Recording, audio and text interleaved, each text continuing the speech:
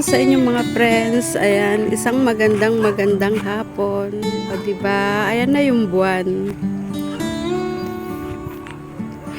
Medyo madilim na pero nandito ako sa aming bukid. Kasi pagka-araw ngayon is napakatindi na ng init. Kaya ngayon ako naglalakad-lakad dito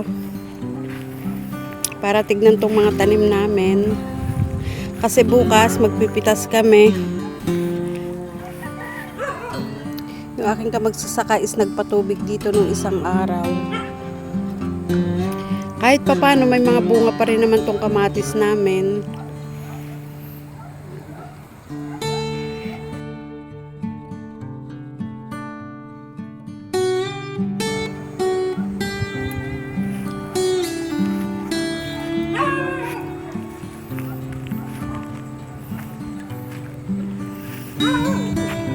Paubos na rin tong kanyang bunga, itong aming kamatis, paubos na yung bunga niya.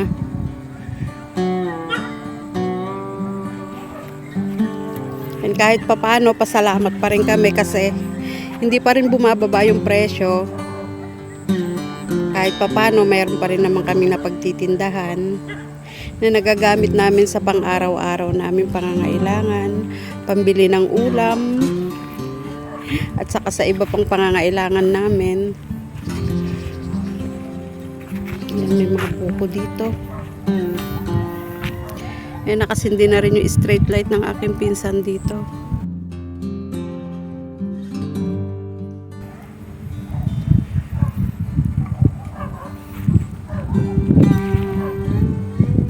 Pagka kasi umaga, mga alas 8 pa lang ng umaga, napakainit na.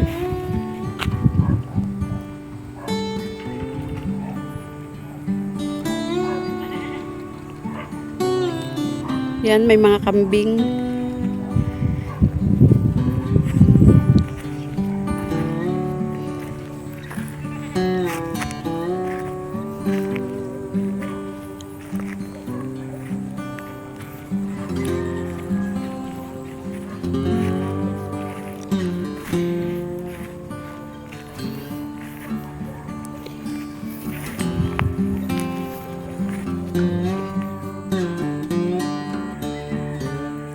Yung mga bulaklak ng kamote, pagka ganitong hapon na, nakatiklop sila.